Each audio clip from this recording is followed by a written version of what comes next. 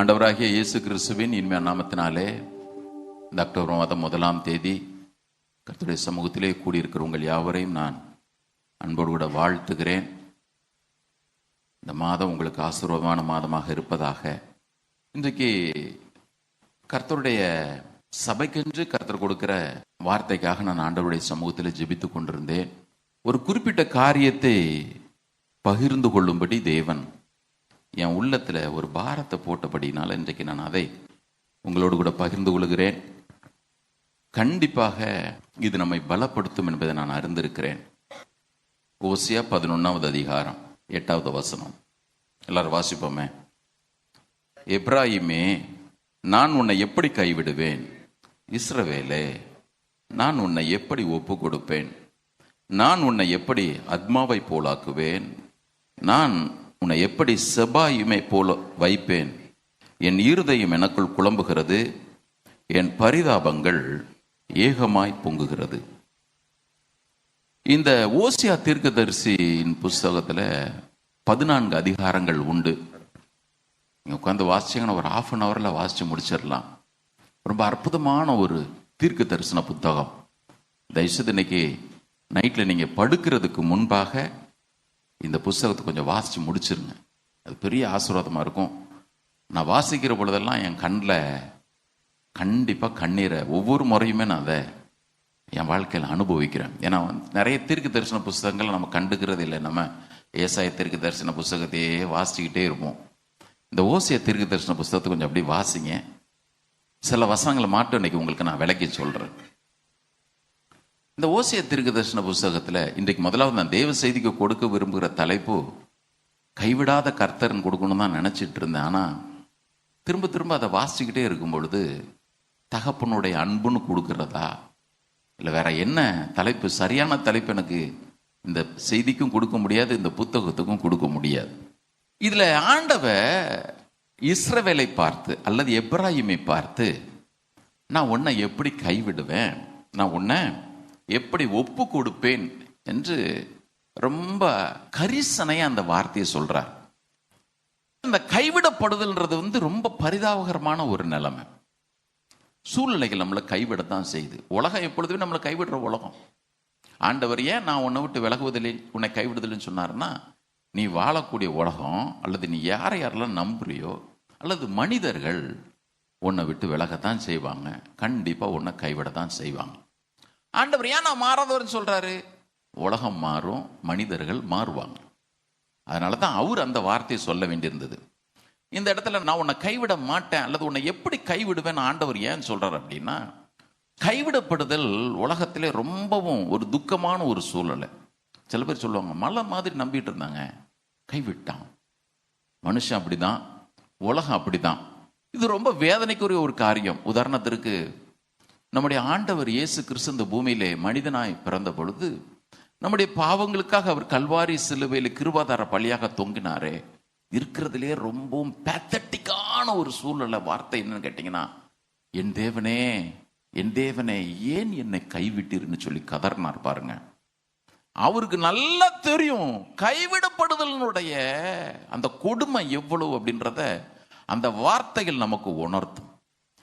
நல்ல கவனிங்க, தேவனால் கைவிடப்பட்டது போன்ற ஒரு சூழ்நிலை, கைவிடப்பட்டது போன்று இல்லை. அந்த இடத்துல ரட்சகர் பிதாவினாலே கைவிடப்பட்டு தான் தொங்கினார். ஏன் அப்படின்னா, அவர் ஒன்றும் கற்பனையில பேசுகிறவர் அல்ல, அவர் நிஜத்தை, ரியாலிட்டி என்னவோ அதை பேசுறவர். அவர் சொன்னாரு, என்னை ஏன் கைவிட்டீர்? பாவம் என் மேல விழுந்துச்சு, எல்லா பாவமும் அவர் மேல சுமத்தப்பட்டுச்சு, என்னை ஏன் கைவிட்டீர் அப்படின்னு கதறும் பொழுதே தேவனால கைவிடப்பட்டது போன்ற சூழ்நிலையினுடைய கொடுமை என்னன்றதை நம்மால புரிந்து கொள்ள முடியும்.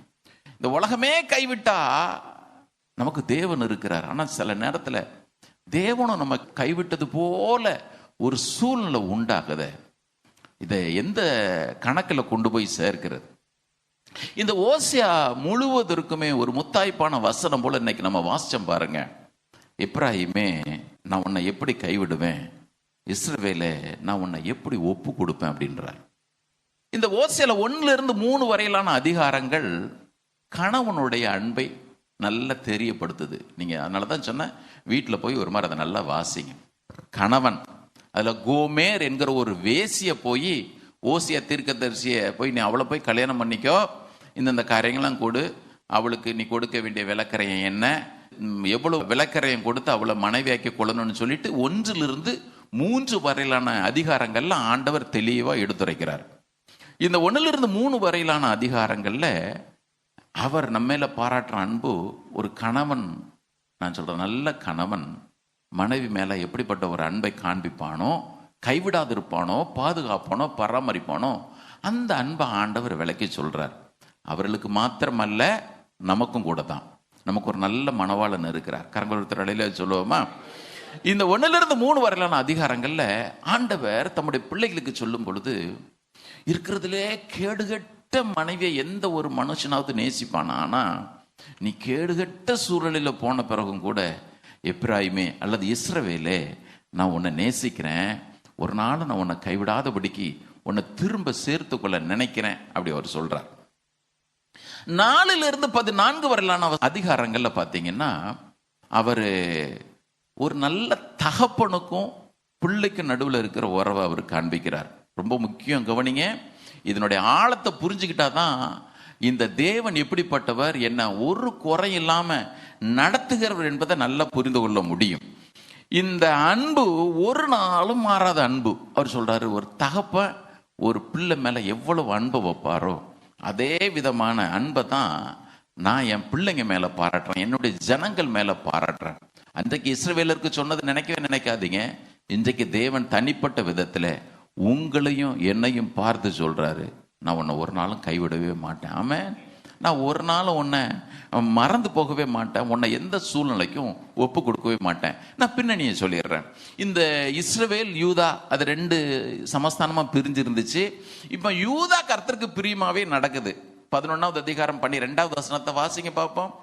எப்ராயிமர் பொய்களினாலும் இஸ்ரவேல் வம்சத்தார் வஞ்சகத்தினாலும் என்னை சூழ்ந்து கொண்டிருக்கிறார்கள். கர்த்தர் சொல்றாரு, இந்த இஸ்ரவேல் என்ன வாயை திறந்தா போய் என் மேல அன்பு இல்லை, அவர் பரிதபிச்சுட்டு சொல்றாரு, யூதாவோவினில் இன்னும் தேவனோட அரசாண்டு பரிசுத்தவான்களோடு உண்மையா இருக்கிறான். நம்ம அடிக்கடி கேட்கிற செய்திகள் தான் யூதாக்கும் இஸ்ரவேலுக்கும் உள்ள வித்தியாசம். இன்னைக்கு நம்ம அதற்குள்ள போக வேண்டியது இல்லை. ஆனா இந்த இஸ்ரவேல் அவனை முற்றிலுமாக தேவன் மறக்க வேண்டிய ஒரு சூழ்நிலைக்கு தள்ளப்படுறார். ஏன்? தேவனுக்கு உண்மையா இல்லை, இவனை எப்படியாயிலும் வெறுத்து தள்ளிடணும், அப்படிதான் அவனுக்கு கடைசியா சொல்லப்பட்ட ஜட்ஜ்மெண்ட், அதுதான் அவனுக்குள்ள தகுதியும் கூட. இப்ப ஆண்டவருடைய அங்கலாய்ப்பை பாருங்க பிரதர். ஒருவேளை கடந்த நாட்களில் நீங்க அனுபவிச்ச அனுபவங்கள் எல்லாம் தேவன் என் பேரிலே நினைவாய் இருக்கிறாரா, அல்லது தேவன் என்னை கைவிட்டு விட்டாரோ என்கிறது போன்ற காரியங்கள் உங்கள் வாயில வார்த்தையா வராம இருக்கலாம். ஆனா பின்னால் அப்படி ஓடிக்கிட்டே இருக்கும். ஏன்னா நிறைய நேரத்தில் பாருங்க, நம்ம சில வேலைகளை செஞ்சுக்கிட்டே தான் இருப்போம். ஆனால் சந்திக்கிற சூழ்நிலைகள், கர்த்தர் என்ன மறந்துட்டாரு, தேவன் என் கூட இருந்தால் ஏன் இப்படி நடக்குது. உதாரணத்திற்கு கிதியோன் கூட அதை தான் சொன்னான். ஆலைக்கு புறம்பா இருந்து கோதுமையை போரடிக்கும் பொழுது மீதியானியரால் ஒடுக்கப்பட்டு சொன்னா, கர்த்தர் எங்க கூட இருந்தா ஏங்க இதெல்லாம் எனக்கு நடக்குது, ஆண்டவர் எங்க மேல அன்பா இருந்தா, அல்லது தேவன் வார்த்தையில உண்மையுள்ளவரா இருந்தா, அல்லது தேவன் எங்களை விட்டு விலகாம இருந்தா ஏன் எங்க வாழ்க்கையில இது நடக்குது, ஏன் இந்த காரியம் நடக்கல, ஏன் இது மாத்திரம் நடந்துட்டு இருக்குது. 1000 கேள்விகள் நம்முடைய வாழ்க்கையில முன் வைக்கப்படலாம், எழும்பிக்கிட்டே இருக்கலாம். கர்த்தர் சொல்றதை கவனிங்களேன். 1வது வசனத்தை கவனிங்க. 1வது குறிப்பு எழுதிக்கங்க, தேவனுடைய அன்பு. 1வது வசனம் சொல்லுது, இஸ்ரவேல் இளைஞனா இருந்த பொழுது நான் அவனை நேசித்தேன். ஒவ்வொரு வார்த்தையும் கவனிக்கணும். எகிப்திலிருந்து என்னுடைய குமாரனை வரவழைத்தேன். இது அவர் சொல்றாரு இளைஞனா இருந்த பொழுது. ஆனா இங்கிலீஷ் பைபிள்ல போட்டிருக்குது when Israel was a child. நான் நேசித்தேன்னு என்ன அர்த்தம்? என் அன்பு அப்போ இருந்தே அவன் மேல இருக்குது. எப்போ அவன் குழந்தையா இருந்தானே அதுல இருந்து. குழந்தையான்னா சின்ன குழந்தை நினைச்சிடாதீங்க. அவனுடைய ஆரம்ப நாட்களில இருந்தே நான் அவனை நேசித்தேன். அவன் என்னுடைய குமாரன், அவனை நான் எகிப்திலிருந்து வரவழைத்தேன். வார்த்தை கவனிக்கணும். அவன் என்னுடைய குமாரன், அவன் என் மகன், அவன் என்னுடைய சேஷ்ட புத்திரன். நான் அவனை எகிப்திலிருந்து வரவழைத்தேன். நான் நேற்று இந்த வார்த்தை யோசிச்சே இருந்தேன். ஆண்டவர் என்னுடைய குமாரன் நம்மளை சொல்றதுல ஒரு நாளும் வார்த்தையிலையும் சரி அன்புலையும் மாற்றம் இருக்கிறதே இல்லை. ஆனா நான் ஏன் இந்த பாடுகள் வழியாக போகணும்? உதாரணத்திற்கு கவனிங்க, 400 வருஷங்கள் இஸ்ரவேலர்கள் எகிப்தில் அடிமையா இருந்தாங்க. இப்போ தேவன் அவர்களை வெறுத்து விட்டது போல காணாதது போல தான் இருந்துச்சு. வசனம் சொல்லுது, எகிப்தியர்னால அவர்கள் நாள்தோறும் ஒடுக்கப்பட்டாங்க, நாள்தோறும் நெருக்கப்பட்டாங்க, வாழ்க்கை அவங்களுக்கு கசப்பா மாறிடுச்சு. இப்ப மோசையை அனுப்பி பார்வோன்கிட்ட ஆண்டவர் என்னத்துன்னு சொன்னாரு, ஏன் ஜனன்னு கூட சொல்லல. வாசிக்கலாம் அந்த வசனத்தை. யாத்திராகமம் 4வது அதிகாரம் 22வது வசனம். Exodus chapter 4 verse 22. நீ பார்வோனோட சொல்ல வேண்டியது என்னவென்றால், இஸ்ரவேல் என்னுடைய குமாரன். கரங்கள் ஒருத்தர் அழியில சொல்லுவோமா? இஸ்ரவேல் என்னுடைய குமாரன், என்னுடைய சேஷ்ட புத்திரன். 23வது வசனம். எனக்கு ஆராதனை செய்யும்படி என்னுடைய குமாரனை அனுப்பிவிடு என்று கட்டளை இடுகிறேன், அவனை விடமாட்டேன் என்பாயாகில் நான் உன் குமாரனை உன் சேஷ்ட புத்திரனை சங்கரிப்பேன் என்று கர்த்தர் சொன்னார் என்று போய் அவங்கிட்ட சொல்லு. நான் எதுக்கு இந்த வசனத்தை உங்களுக்கு வாசிச்சேன்னா, நான் இத்தனை நாட்கள் அடிமையா இருக்கிறேன், என் வாழ்க்கையில பிரச்சனைகள் தீரவே இல்லை அப்படின்னு ஒரு ஜனம் இங்க புலம்பிக்கிட்டே இருக்குது. ஆனா அவனை கர்த்தர் எப்படி தெரியுமா பார்த்தாரு? இவன் என் புள்ள, நீ என் புள்ள நினைச்சு கூட என் ஆண்டவரை இந்த பாதையில போக வச்சிரு. உன் வாழ்க்கையில் ஒரு நோக்கம் இருக்கு, உன்னை மீட்டெடுக்கிறதுக்கு ஒரு டைம் இருக்குது, உனக்கு சொன்னதை நிறைவேற்றுவதற்கு நான் முன்குறித்த ஒரு காலம் இருக்குது. உன் வாழ்க்கையில என்னுடைய கரம் தெரியலன்றதற்காக, அல்லது உன் வாழ்க்கையில ஒரு மாற்றமே இல்லாம காலையில இருந்து சாயங்காலம் வரைக்கும் செங்கல் அறுத்து அப்படின்னு நொந்து போய் வாழ்க்கை வெறுத்து போய் அலைகிற என்பதற்காக நான் உன்னை பார்க்கிற பார்வை மாறவே இல்லை, உன்னை நான் நேசிக்கிற நேசமும் மாறல, உனக்காக நான் முன்குறித்த திட்டமும் மாறவே இல்லை. நல்லா கவனிக்கணும். ஏதோ பரிதாபப்பட்டெல்லாம் ஆண்டவர் அவர்களை மீட்டு கொண்டாரெல்லாம் நினைக்காதீங்க. அவர்கள் மேல் வைத்த மிகுந்த அன்பினாலே அவர்களை மீட்டு கொள்ளும்படி வந்தார். ஏன் அப்படின்னா, தகப்பனுக்கும் பிள்ளைக்கு இருக்கிற உறவு ஒரு நாளும் அருந்து போவதே இல்லை. பாருங்க, இவர்கள் வேண்டுமானால் தகப்பனுடைய அன்பை சந்தேகப்பட்டிருக்கலாம், இவர்கள் வேண்டுமானால் தகப்பன ஒருவேளை ஏதாவது வார்த்தைகளை சொல்லி அவர்கள் பேசியிருக்கலாம்.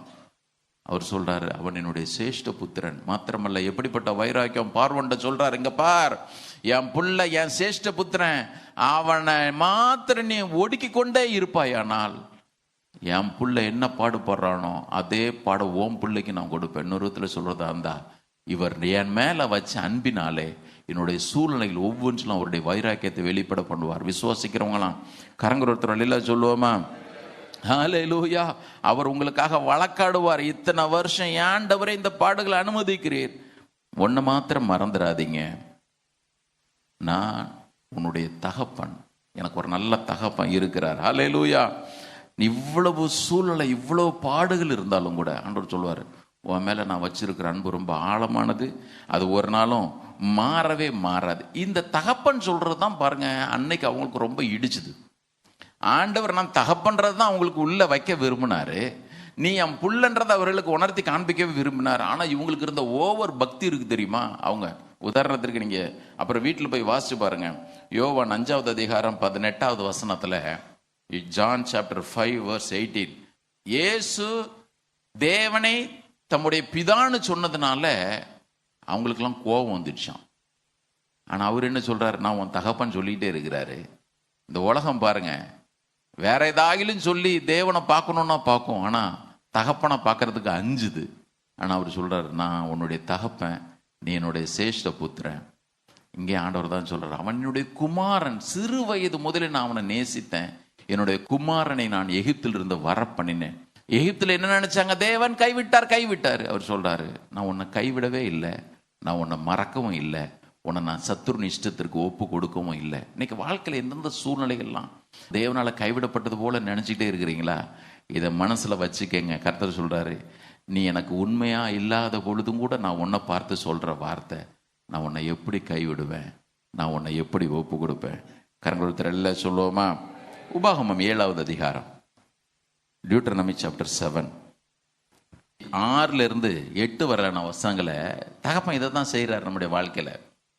இந்த தகப்பன் நம்முடைய வாழ்க்கையில சில நேரத்தில் சூழ்நிலைகள்லாம் நமக்கு சரியா இல்லைன்னு நம்ம நினைச்சிட்டு இருக்கிறோமே, சூழ்நிலைகள்லாம் அல்ல தேவன் என்னை கைவிட்டாருன்னு சொல்லி நம்ம நினைச்சிட்டு இருக்கிறோமே, அவருடைய அன்பு பாருங்க. 7வது அதிகாரம் 6 முதல் 8 வரலான வசனங்கள். நீ உன் தேவனாகிய கர்த்தருக்கு பரிசுத்த ஜனம், பூச்சக்கரத்தில் உள்ள எல்லா ஜனங்களிலும் உன் தேவனாகிய கர்த்தர் உன்னை தமக்கு சொந்தமாய் இருக்கும்படி தெரிந்து கொண்டார். சகல ஜனங்களிலும் நீங்கள் திரட்சியான ஜனம் என்று கர்த்தர் உங்கள் பேரில் அன்பு வைத்து உங்களை தெரிந்து கொள்ளவில்லை. நீங்கள் சகல ஜனங்களிலும் கொஞ்சமாய் இருந்தீர்கள். 8வது வசனத்தை கவனிங்க. கர்த்தர் உங்களில் அன்பு கூர்ந்ததினாலும், கர்த்தர் உங்களிலே அன்பு கூர்ந்ததினாலும், உங்கள் பிதாக்களுக்கு இட்ட ஆணையை காக்க வேண்டும் என்பதனாலும், கர்த்தர் பலத்த கையினால் உங்களை புறப்பட பண்ணி அடிமைத்தன வீடாக எகிப்து நின்றும் அதன் ராஜாவான பார்வோனின் கை நின்றும் உங்களை மீட்டு கொண்டார். அதன் பிறகு ஆண்டவர் அன்பை பற்றி தான் தொடர்ந்து பேசிக்கிட்டே வர. இந்த அன்பு ஒரு நாள் நம்மளை மறக்கவே மறக்காத அன்பை பாருங்க. ஆமென். சூழ்நிலை எல்லாம் ஏடாகூடமாக தான் ஆண்டவர் இருக்கு, மறந்துடாதீங்க. கர்த்தர் பின்னால் இருந்து சொல்லிட்டே இருக்கிறாரு, உன்னை நான் கைவிடவே மாட்டேன், உன்னை கைவிடவே மாட்டேன். இந்த உலகத்துல தேவன் கொடுத்திருக்கிற வாக்குத்தத்தங்கள்ல சிறந்த வாக்குத்தத்தங்கள்ல ஒண்ணு என்னன்னு கேட்டீங்கன்னா, எல்லா வாக்குத்தத்தமே சிறந்தது தான். ஆனா அவர் சொன்ன வாக்குத்தத்தம் தொடர்ந்து நமக்கு வலியுறுத்த விரும்புகிறார். வாக்குத்தத்தம் என்னன்னா, நான் உன்னை விட்டு விலகவும் மாட்டேன், உன்னை கைவிடவும் மாட்டேன். யோசேப்புகிட்ட அதைத்தான் சொன்னாரு. எபிரேயர் 13வது அதிகாரத்துல அப்போஸ்தலனாகிய பவுல் அதைத்தான் வலியுறுத்தி சொல்றாரு. நான் உன்னை விட்டு விலகுவதும் இல்லை, உன்னை கைவிடுவதும் இல்லை என்று அவர் சொல்லி இருக்கிறாரே. ஆகையால் நாமும் திடன் கொண்டு கர்த்தர் எனக்கு சகாயர், நான் பயப்படேன், மனுஷன் எனக்கு என்ன செய்வான் என்று சொல்லலாமே. திரும்ப திரும்ப தேவன் வலியுறுத்த விரும்புகிற ஒரு வார்த்தை பிரதர். ஒரு பொழுதும் தேவன் நம்மை கைவிடுவதே இல்லை. ஆமென். சரி, இந்த தேவன் அன்பா இருக்கிறாரே, இந்த அன்பு சில நேரத்தில் மண்டையில கொட்டவும் தான் செய்யுது. உதாரணத்திற்கு 4வது வசனத்தை வாசிங்க. ஆண்டவர் சொல்றாரு, மனுஷரை கட்டி இழுக்கிற அன்பின் கயிறுகளாலே நான் அவர்களை இழுத்தேன். இந்த கயிறு ஒவ்வொருத்தருக்கும் ஒவ்வொரு விதமா இருக்கும் பாருங்க. பேர் என்ன பேரு? பேர் என்ன பேரு? அன்பின் கயிறு. ஆண்டவருக்கு யாரை எப்படி டீல் பண்ணும், எப்படி டீல் பண்ணும் தெரியும். நீங்க யோசிச்சு பாருங்க, எல்லாரையும் ஒரே விதமா கர்த்தர் உள்ள கொண்டு வந்திருக்க மாட்டார். எப்படி அன்புகளை கொண்டு வந்தாரு? ஒருத்தன் வியாதிப்பட்டு அவன் சுகமாகி ஆண்டவர்லாம் எனக்கு வேண்டான்னு அலைஞ்சு வியாதியிலிருந்து சொஸ்தமாகி அவன் ஆண்டவர்ல வந்திருப்பான். ஒன்று கடன் பிரச்சனையில மூழ்கி அவ்வளோதான் கவுந்து போகணும்னு நினைக்கும் பொழுது அவனை கொண்டு வந்திருப்பாரு. சில பேரை எப்படி சொல்றது, கொஞ்ச நாள் அலசடிப்பட விட்டுட்டு மறுபடியும் அன்பை காட்டி கொண்டு வந்திருப்பாரு. சில பேருக்கு அப்படி இல்லை, இயேசு உன்னை நேசிக்கிறாருன்ற ஒரே வார்த்தையில் நான் வந்து ஆண்டவரேன்னு வந்திருப்பான். எப்படி எந்த அனுபவமா இருந்தாலும் அதுக்கு பேர் அன்பின் கயிறு. ஆண்டவருடைய பார்வையில் என்னது? ஏன் ஆண்டவரை போட்டு இந்த சாத்து சாத்துறீரு? இது அன்பின் கயிறு பார்த்துக்கோ. ஏன் ஆண்டவரை கைவிட்டு கவுக்கிறது போல என்ன விட்டுட்டு? இது அன்பின் கயிறு பார்த்துக்கோ. கர்த்தர் சொல்றாரு, மனுஷரை கட்டி இழுக்கிற அன்பின் கயிறுகளாலே நான் உன்னை இழுத்தேன். சில நேரத்துல இந்த தேவன் நம்முடைய வாழ்க்கையில சில சிக்ஷைகளை அனுமதிக்க தான் செய்யறாரு. யோசிச்சு பாருங்க, சில பேருக்கு வாழ்க்கையில பிரச்சனைன்னு ஒண்ணு வரலன்னு வச்சுக்கோங்களேன், நம்ம ஆண்டவருடைய அன்புக்குள்ள வந்திருக்கவே மாட்டோம். அடிக்கடி யோசிப்பேன், நான் நல்லா +2 மார்க் ஸ்கோர் பண்ணேன், எங்கள் வீட்டில் வசதி வாய்ப்புகள் நல்லா இருந்தால் என்ன காலேஜுக்கு அனுப்பிச்சிருப்பாங்க, என் லைஃப் எப்படி போயிருக்குமோ தெரியல. ஆண்டவரே, என் வாழ்க்கையில் வாலிப பிரயத்தில் நீர் அனுமதித்த வறுமைக்காக ஸ்தோத்திரம் ஆண்டவரே, நெருக்கத்திற்காக ஸ்தோத்திரம். உம்மை அதிகமாக பற்றிக்கொள்ள உம்மை ருசிக்க நீர் எனக்கு உதவி செய்தீர். என்னை பொறுத்த மட்டும் இல்லை, நல்ல வேலை இல்லை பாருங்க, அதுதான் எனக்கு அன்பின் கயிறு. அவர் வீசின அன்பின் கயிறு. என் வாழ்க்கையில நான் வியாதின் வழியா நெருக்கத்தின் வழியா வாழ்க்கை முடிச்சுக்கல நினைச்சேன் பாருங்க, அதுதான் அவருடைய அன்பின் கயிறு. இன்னைக்கு ஆண்டவர் எப்படிப்பட்ட அன்பின் கயிறை உங்களை நோக்கி வீசுறாரோ எனக்கு தெரியல. ஆனா ஒன்றை மாத்திரம் ஆழமா மனசுல பதிச்சுக்கங்க, என் தேவன் என் மேல வச்சிருக்கிற அன்பு ஒரு நாளும் மாறுறதே இல்லை. அவர் என்னை கைவிட போகிறதே இல்லை. என்னை எப்படி பிடிக்கணும், எப்படி அவர் பக்கமாக அவர் இழுத்து கொள்ளணும்னு அவருக்கு நல்லா தெரியும். எப்படி அவருடைய சாயலில் என்னை மாற்றணும்னு சொல்லிட்டு அவருக்கு நல்லா தெரியும். கண்டிப்பா அவர் அதன்படியே செய்வார். ஹல்லேலூயா. ஒவ்வொருத்தருக்கும் ஒவ்வொரு மாதிரி. வேதம் முழுவதும் நீங்க வாசிங்கன்னா அதுதான். இப்ப நம்ம அதுக்குள்ள போக வேண்டாம். அடுத்ததாக 8வது வசனத்தை வாசிப்போம். இப்பதான் ஆண்டவர் சொல்றாரு, நான் உன்னை எப்படி கைவிடுவேன், இஸ்ரவேலை நான் உன்னை எப்படி ஒப்பு கொடுப்பேன், நான் உன்னை எப்படி இந்த அத்மா செபோயும் அப்படின்றது சோதோம் குமரா போல கவிழ்க்கப்பட்ட பட்டணங்கள் பக்கத்துல 29வது அதிகாரத்துல ஆண்டவர் சொல்றாரு, நான் இந்த மாதிரிலாம் உங்களை ஒப்பு கொடுக்க மாட்டேன். அதை நான் இன்னொரு டிரான்ஸ்லேஷன்ல வாசிக்கிறேன் பாருங்க.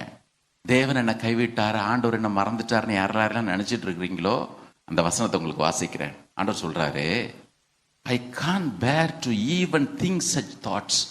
உன்னை கைவிட்ட நீ நினைக்கிறியே, அப்படிப்பட்ட நினைக்கிறது கூட என்னால தாங்க முடியலையா. எவ்வளவு பெரிய அன்பு இருக்கும் பாருங்க. உன்னை கைவிடணும் அப்படின்னு மனசுல கூட என்னால நினைக்க முடியல.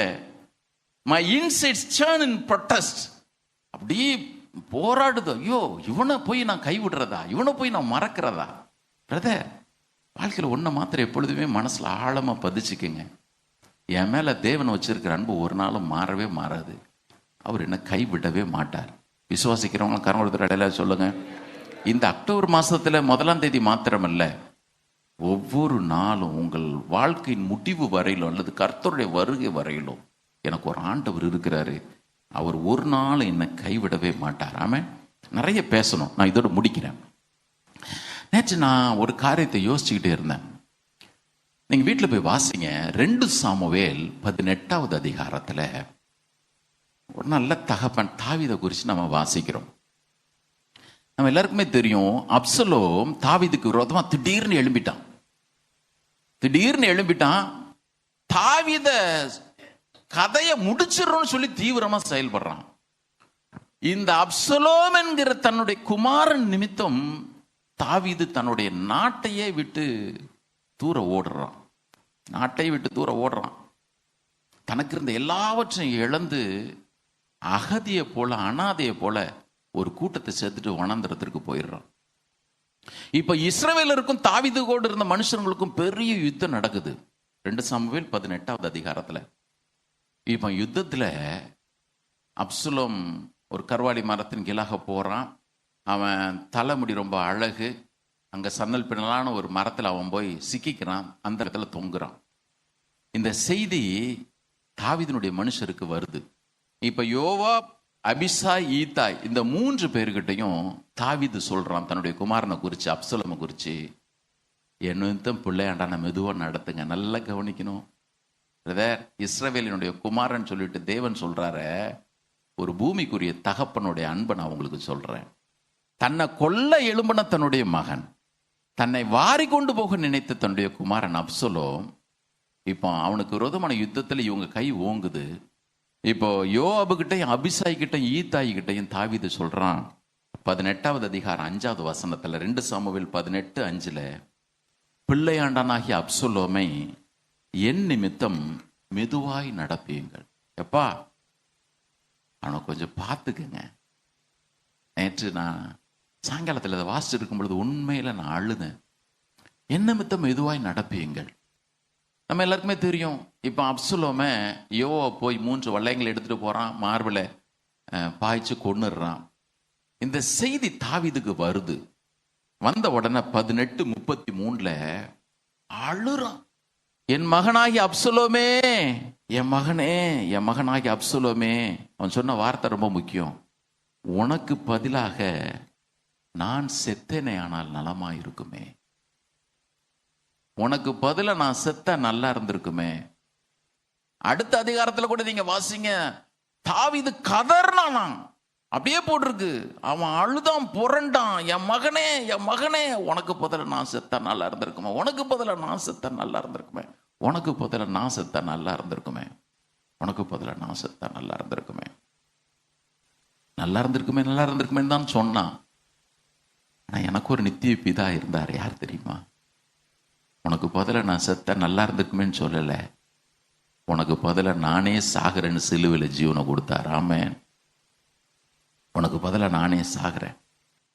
அந்த தாவீது அழுதத்தோட நிறுத்திட்டான். ஆனா என் மேய்ப்பர் ஒருத்தர் இருக்கிறார், தாவீதை விட ரொம்ப சிறந்தவர். அவரு, உன் இடத்த நான் எடுத்துக்கிறேன், உன்னை மீட்கும் பொருளாக நான் என்னையே கொடுக்கிறேன். பிரதர், இதை விட வேற பெரிய அன்பு உலகத்துல எங்க இருந்துட முடியும் சொல்லுங்க பார்ப்போம். இவ்வளோ பெரிய அன்பை வெளிப்படுத்தினவர் என்னை எப்படி மறப்பார் நான் மனசுல கூட நினைச்சு பார்க்க முடியுமா? உன்னை நான் மறக்கிறேன் அப்படின்னு சொல்ற நினைப்பே என்னை துக்கப்படுத்துதுன்றார் ஆண்டவர். ஆனா நீ மறக்கிறதுக்கு எல்லா ரீசனும் இருக்கு, காரணமும் இருக்கு.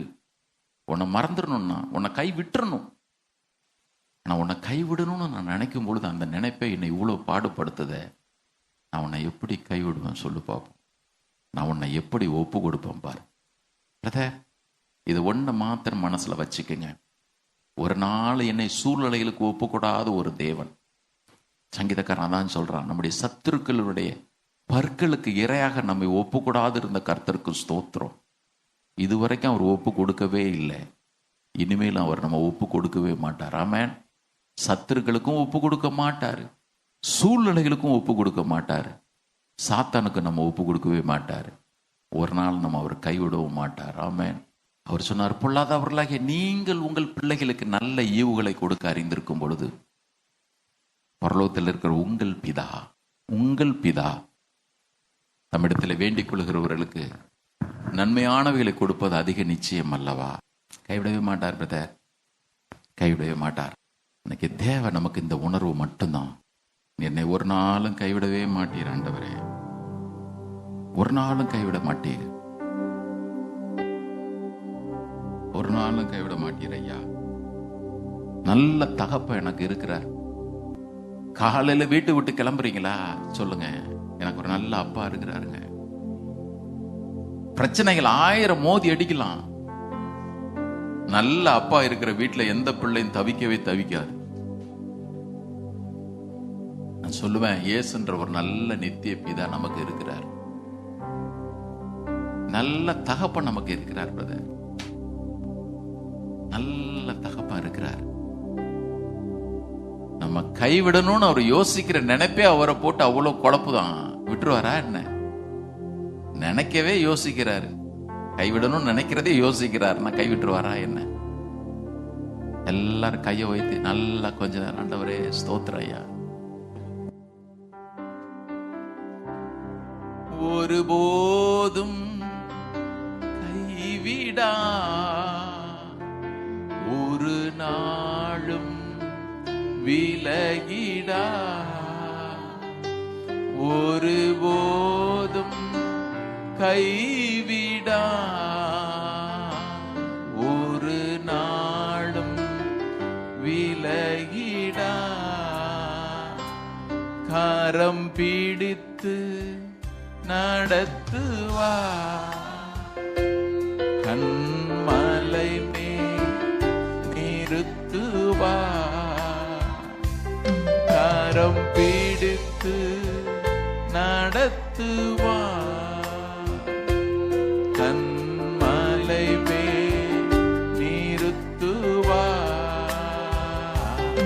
ஒரு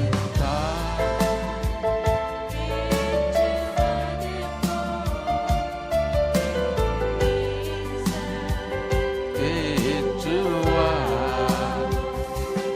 ஒரு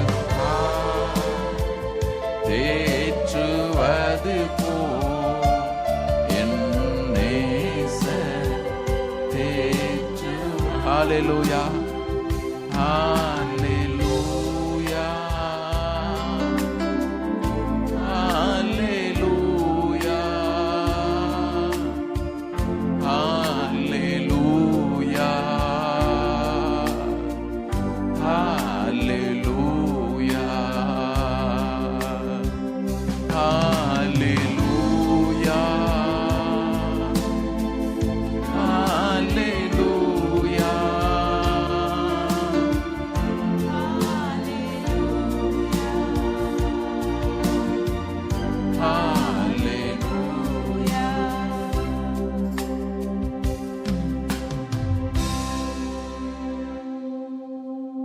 நான் உன்னை எப்படி கைவிடுவேன்? நான் உன்னை எப்படி ஒப்பு கொடுப்பேன்? ஒவ்வொரு நாளும் காதுகள்ல துணிக்கட்டும். நெருக்கத்தின் பாதையில ஒருவேளை கடந்து போறீங்களா? கைவிடாத ஒரு தகப்பன் இருக்கிறாரு. தாயை போல தேற்றுகிறவர் அவர், ஒரு தகப்பனை போல நம்ம சுமக்கிறவர் அவர். நல்ல தகப்பன் இருக்கிறார். இன்னைக்கு மாத்திரம் இல்ல, ஒவ்வொரு நாளும் சொல்லுங்க, என்ன கைவிடவே மாட்டீர் ஆண்டவரே, நீர் ஒரு நாளும் கைவிட மாட்டீர். அவர் கைவிட மாட்டார். என அவர் சொன்ன வார்த்தை, நான் உன்னை விட்டு விலகுவதும் இல்லை, உன்னை கைவிடுவதும் இல்லை. எனக்குள்ள என்னோடு வாழ்றவர் அவர்.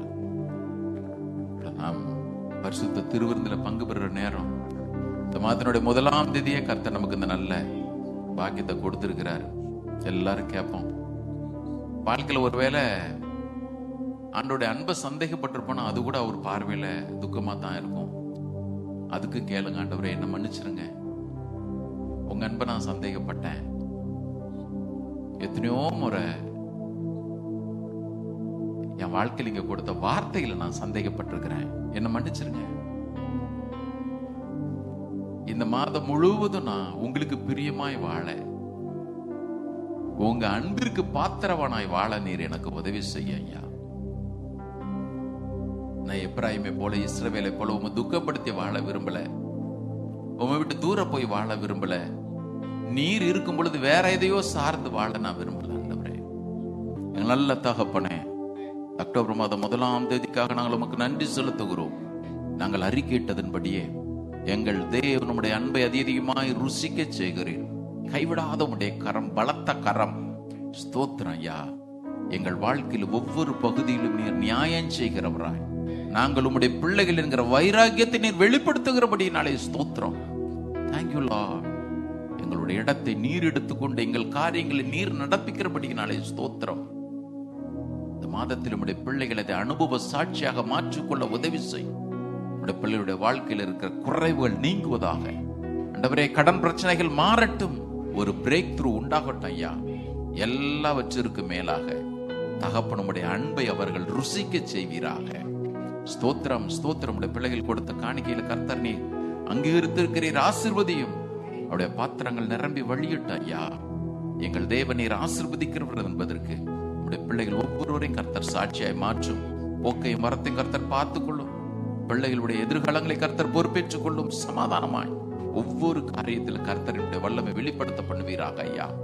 நாளைய தினத்தில் நடக்கிற கேம்பையும் கர்த்தர் ஆசீர்வதியும். இந்த மாதத்தில் நடக்கிற ஒவ்வொரு ஆராதனை ஊழியர்களும் கரங்களிலே ஒப்பு கொடுக்கிறோம். நீர் பொறுப்பேற்று நடத்தும். துதி கன மகிமையெல்லாம் ஒருவருக்கு எடுக்கிறோம். மீட்பர் இயேசுவின் நாமத்தில் எங்களை தாழ்த்து ஜெபிக்கிறோம் நல்ல பிதாவே. அவன் எல்லாரும் சேர்ந்து சொல்லுவோம். ஆத்துமாவே கர்த்தரை ஸ்தோத்திரி, என் முழுவதுமே பரிசுத்த நாமத்தை ஸ்தோத்திரி. என் ஆத்துமாவே கர்த்தரை ஸ்தோத்திரி, கர்த்தர் செய்த சகல உபகாரங்களை மறவாது. ஆமென். நம்முடைய கர்த்தராகிய இயேசு கிறிஸ்துவின் கிருபையும் பிதாவாகிய தேவனுடைய அன்பும் பரிசுத்த ஆவியின் ஐக்கியமும் நம்ம ஒவ்வொருவரோடும் சகல பரிசுத்தமானவரோடும் கர்த்தருடைய வருகை மட்டும் இருப்பதாக. ஆமென். கர்த்தர் உங்களை ஆசீர்வதித்து உங்களை காக்க கடவர். கர்த்தர் தமது முகத்தை உங்கள் மேல் பிரகாசிக்கப்படும், உங்கள் மேல் கிருபையா இருக்க கடவர். கர்த்தர் தமது முகத்தை உங்கள் மேல் பிரசன்னமாக்கி உங்களுக்கு சமாதானத்தை, மகிழ்ச்சி, விடுதலையும் எல்லாவற்றிற்கு மேலாக தேவனுடைய அன்பையும் நிறைவாய் அனுபவிக்க செய்வாராக. ஆமென். God bless you. God be with you. Have a blessed month. நாளைக்குள்ள அந்த கேம்பை மறந்து